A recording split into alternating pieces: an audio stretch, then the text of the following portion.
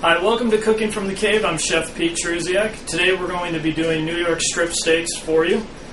I'm going to be making 3 sauces that will make your guests go, wow, that we can accompany with those steaks. I'm also going to show you 3 different done-nesses, a medium rare, a medium, and then a well done. When you're at the grocery store or the butcher shop, you want to identify the New York steaks by one, a very thick fat cap on top. See the difference there? And also some marbling that runs through the meat. You don't want a lot of marbling. Those are more for your ribeye type steaks. This is going to be the strip and a good presentation of it.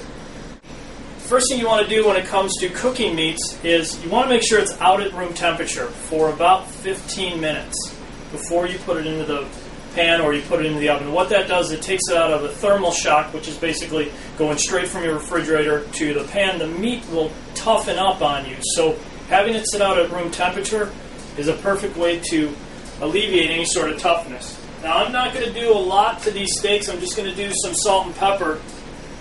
And I'm going to do just some cracked pepper on here. And what I like to do is I'm going to season my food about 8 inches, maybe 10 inches above, so that I can get an even coating of the salt and pepper. And I'm going to season both sides. Now while I'm doing this, I'm also going to start heating up my pan. I'm going to be searing in this larger pan here. Another good habit to get into, as well as letting that meat come up to room temperature, is to make sure your pan is heated up properly. I'm cooking on induction, so my pan's going to heat up really fast here.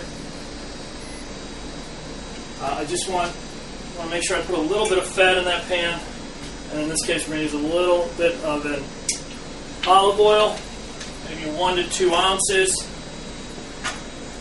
and this is where we're going to start searing and cooking that meat on that fat cap side straight down.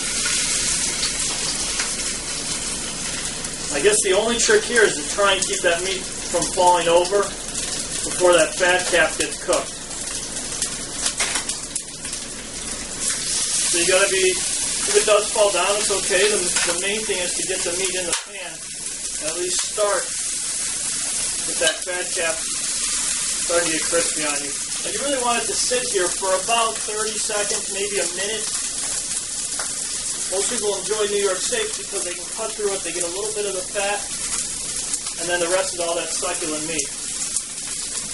Now when we started, we talked about the done-nesses. These are all roughly about the same thickness. They're all about 1 inch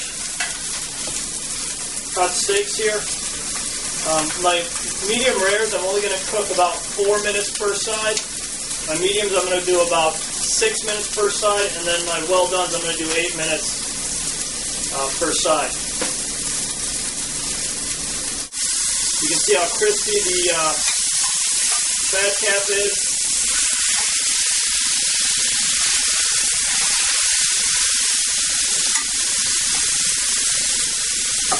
And from here, 3 New York steaks will fit perfectly in this pan.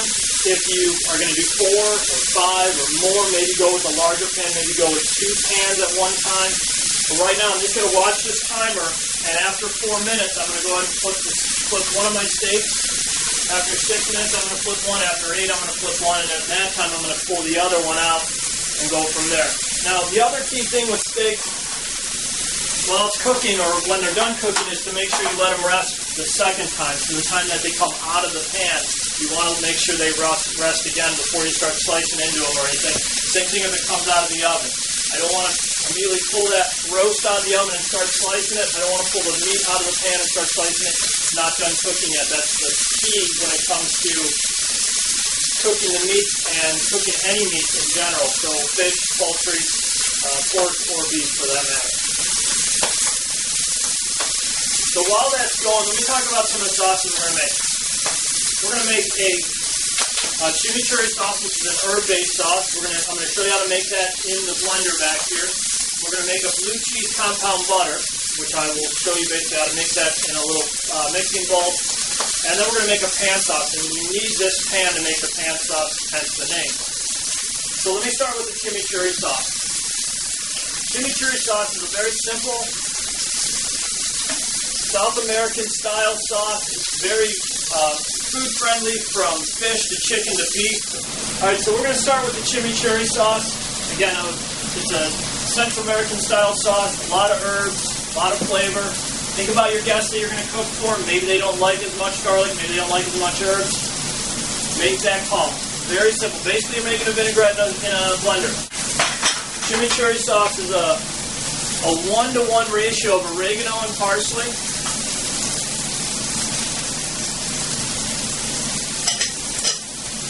I'm also keeping an eye on my oven down here, so as soon as it hits 4, we're going to flip one of those steaks over. A 1-to-1 ratio of basically 2 cloves of garlic, or 2 tablespoons of garlic, to about 2 tablespoons of shallot. I'm at 4. Let me flip one of the steaks.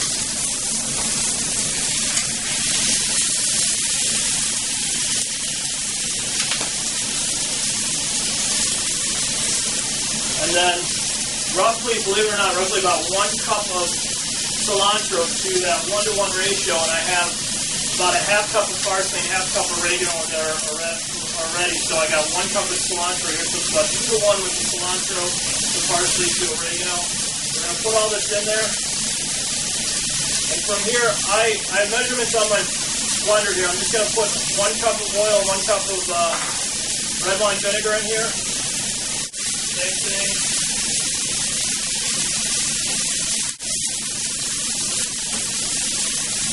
And to keep the sauce green, what I want to do is I want to add roughly about 1 tablespoon of salt.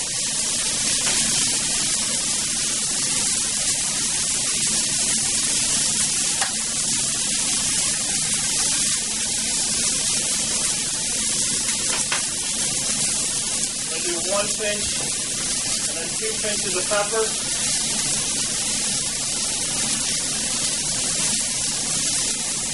We're going to go ahead and turn the blender on. Because it's not a hot liquid, you want to just lay your hand on top. You don't have to worry about a towel or anything like that. There's going to be a little bit of pressure building up in that blender, but put your hand on top. I'll start slow on it. And I'll work my way up.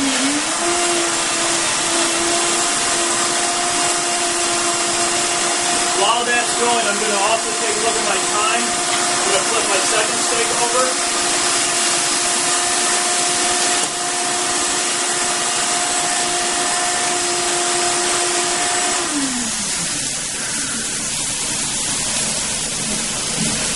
Give that parsley and cilantro and oregano a little push down in there.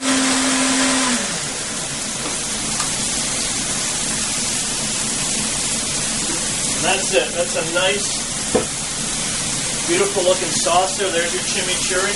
We can taste it if we want to. I'll probably taste it before I go ahead and serve it and everything.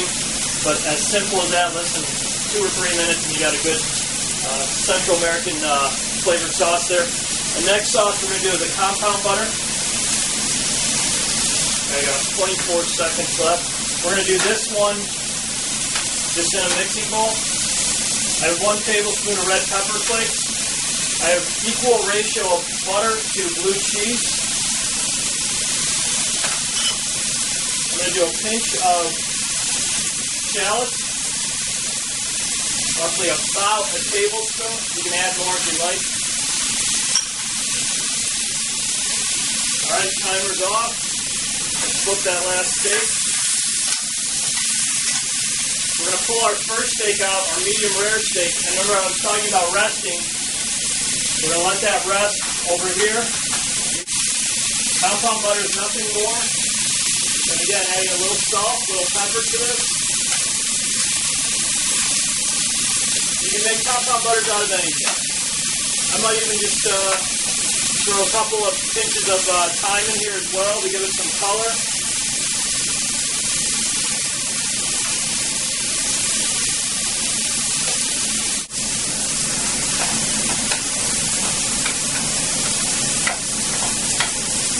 Just don't be afraid to beat this up, because that's the whole key here. You really want all the flavors to come together. Nice and whipped.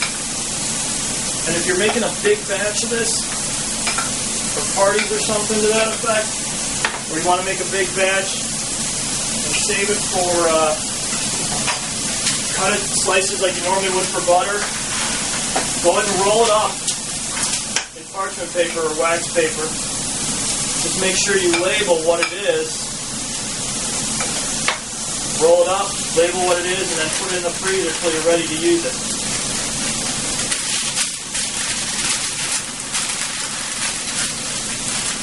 You know, I'll just put blue cheese butter on here or something like that. So that's your little compound butter. Again, make it with, I joke about this, but make it with almost anything on the shelves of your refrigerator at home. There's nothing, really nothing you can't make a compound butter out of. For this, I'm just going to slice this up and put it right on our steaks when we're ready. Our third sauce is all about our pan. So I had 8 minutes on the other side. I'm at 4 minutes right now. I set that one for 6, so now we have 2 more minutes to wait on that. But we can start cooking in this pan for our pan sauce. And the way we're going to do that, we're going to go get some of our simple ingredients here. I got shallots. We go ahead and add those to our pan. I have some cognac that I'm going to add. And then I'm going to add some of our chicken stock. You could use beef stock if you had that at home. The key there is to make sure this reduces really fast. And so we're going to do it over high heat. I like to get the shallots going a little bit early while I'm still cooking the steak so that it absorbs or picks up some of the flavor in the bottom. What we're doing here is we're basically going to be building the flavor from whatever's left from the steaks and all the caramelization that's occurred on the bottom of the pan.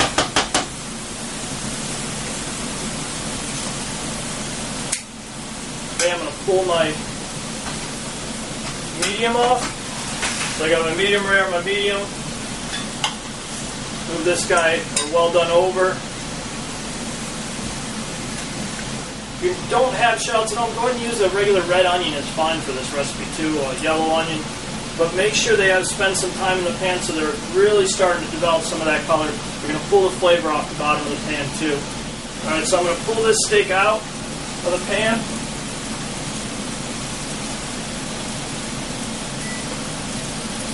And now I'm going to increase the heat of my pan from a medium that I've been cooking most of the steaks on to now a high. Now this is cognac, so it's very flammable. My pan is very hot right now. The safest thing to do is to take the pan off the heat, pour the cognac in, swirl it. This will prevent any flare-ups. Put it back on the heat. While this is reducing, we can start to dress our plate.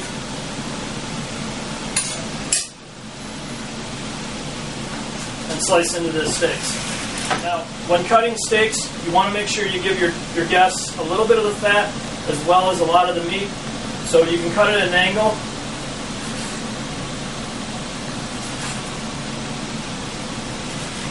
And if you notice, I'm cutting across the grain, and I'm also cutting at an angle down towards the board. So I'm doing on the bias.